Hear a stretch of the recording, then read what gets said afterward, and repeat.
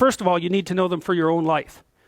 Because you got to know that there are differences in intelligence. It's really important. If you go into a job and you're not smart enough for that job, you're going to have one bloody miserable time. And you're going to make life wretched for the people around you because you won't be able to handle the position. And as you climb hierarchies of competence, the demand on fluid intelligence increases. And so, unless you want to fail, you don't put yourself in over your head. Well, what's over your head? Well, that's a tricky thing to figure out. I mean, you have to figure that out with intelligence, you have to figure it out with conscientiousness, you have to figure it out with creativity, you have to figure it out with stress tolerance, with agreeableness, because you want to go into a cooperative environment and not a competitive one if you're agreeable, and with neuroticism, you probably want to keep the stress level of your job relatively low, because those are all places that you can break down. And most people have at least one significant weakness in their intelligence personality makeup, and you got to be careful not to place yourself in a position where that's going to be a fatal flaw. But what you really want to do, as far as I can tell, if you want to maximize your chances for both success and let's say well-being, is you want to find a strata of occupation in which you would have an intelligence that would put you in the upper quartile. That's perfect. Then you're a big fish in a small pond.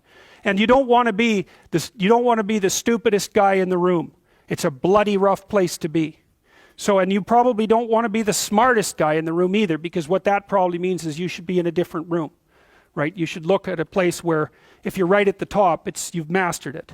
It's time to go somewhere where you're a little lower so that you've got something to climb up for. So, and if you're not hyper conscientious, for example, you're probably not going to want a job that you have to work 70 hours a week at, because you're just not wired up that way. You'd rather have some leisure, and like, more power to you. If that's how you're wired up, there's nothing wrong with having some leisure. But if you're someone who can't stand sitting around doing nothing ever, then maybe you can go into a job that's going to require you to work 75 hours a week. And almost all jobs that are at the top of complex dominance hierarchies require very high intelligence and insane levels of conscientiousness, as well, generally speaking, as pretty damn high levels of stress tolerance, you know, because that can knock you out too, because there's going to be sharp fluctuations in your career, generally speaking, at the higher levels of a structure, and you have to make very complicated decisions, often with very short time horizons. So you have to decide if that's what you want.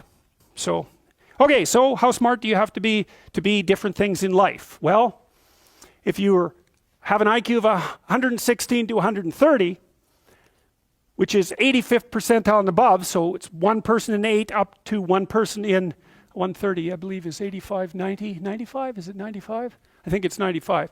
One person in 8 to one person in 20. Then you can be an attorney, a research analyst, an editor, an advertising manager, a chemist, an engineer, an executive manager, etc.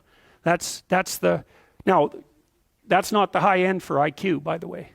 You know, that it can go up, well, it can go up indefinitely, although there's fewer and fewer people as it goes up. So if you want to be the best at what you're doing, bar none, then having an IQ of above 145 is a necessity, and maybe you're pushing 160 in some situations, and maybe that's making you one person in 10,000 or even one person in 100,000. And then also, to really be good at it, you probably have to be reasonably stress tolerant and also somewhat conscientious. So you know, people, well, you think, well, why is it that smart people are at the top of dominance hierarchies? And the answer to that, in part, is because they get there first, right? I mean, everything's a race, roughly speaking, and the faster you are, the more likely you are to be at the forefront of the pack. And intelligence, in large part, is speed. That's not all of it is. So if you're moving towards something difficult rapidly, the faster people are going to get there first. So IQ of 110 to 115, so that's 85th to 73rd to 85th percentile. Copywriter, accountant, manager, sales analyst, general manager, purchasing agent, registered nurse, sales account executive. If you look at universities, the smartest people they're above this. Who are the smartest people at university? What do you think? Mathematicians, physicists and mathematicians, right. I could tell you who's on the other end, but I won't. Yeah, I'd like to though. Anyways, okay.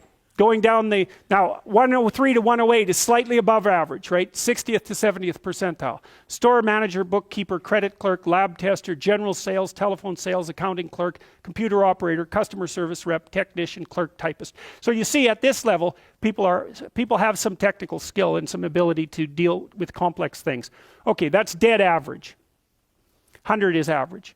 Dispatcher in a general office, police patrol officer, receptionist, cashier, general clerical, inside sales clerk, meter reader, printer, teller, data entry, electrical helper. 95th to 98. Machinist, food department manager, quality control checker, security guard, unskilled labor, maintenance, arc welder, die setter, mechanic. Good IQ range for relatively qualified tradespeople. 87 to 93. Messenger, factory production worker, assembler, food service worker, nurse's aide, warehouseman, custodian, janitor, material handler, packer. Now, what you're starting to see is that as you move down the hierarchy, the jobs get simpler. They're more likely to be assigned by other people, or they're repetitive. Because what IQ predicts to some degree is how rapidly you can learn something, but once you've learned it, it doesn't predict necessarily how well you do at it.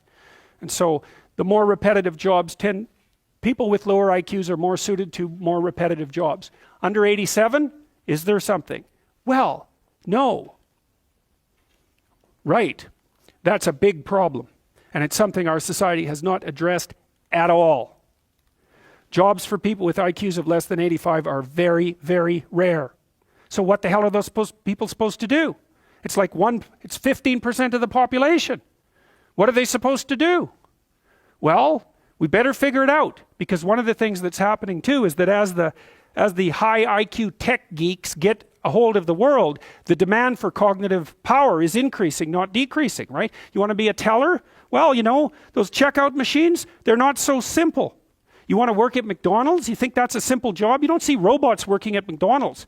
And the reason for that is that what McDonald's workers do is too complex for robots to do. So this is a discussion that no one wants to have, but that's okay. It's still a problem, and it has to be dealt with. So the U.S. government, I think I told you this at one point already, it's illegal to induct anyone into the U.S. Army if they have an IQ of less than 83, right? It's about 10% of the population. Because the U.S. Army, and they've been doing IQ testing since IQ testing began, because they want everybody they can possibly get into the Army, because in peacetime, they use it as a way of moving people up the socioeconomic ladder, and in wartime, well, obviously, you need as many soldiers as you can get your hands on. And so you're not going to be any pickier than you have to be. So when the U.S. Army says it's illegal to induct anybody into the armed forces if they have an IQ of less than 83, then you know that they've done it for absolute necessity. Right? And when people have made a finding that contradicts what they want to hear, and they're doing it out of absolute necessity, you can be reasonably true that it's one of those facts that just won't bloody well go away. And so you might think, well, if there's nothing for someone with an IQ of less than 83 to do in the Army, what makes you think that there's something that they can do in the general population? And then the issue is, because the conservatives will say, well, they should just work harder. It's like, sorry, that ain't going to fly. And the liberals will say, well, there's no difference between people anyhow, and you can just train people to do everything. And that's wrong. So they're both wrong, and they're seriously wrong. And the fact that neither side of the political perspective will take a good, cold, hard look at this problem means that we're going to increasingly have a structural problem in our societies, because we're complexifying everything so rapidly that you can't find employment unless you're intelligent. You guys are really going to face this, Lawyers are disappearing like mad. And the reason for that is, you can look it up online. Increasingly, you can do things yourself if you're smart. And so, the working class people have been wiped out pretty nicely over the last 30 years by automation and various other things. It's the low end of the white collar class that's coming up next. So I'm not saying that lawyers are in the low end, but low end lawyers are in the low end of the white collar class. So there's still going to be plenty of positions for people who are creative and fast on their feet and super smart. In fact, those people are going to have all the money, and that's all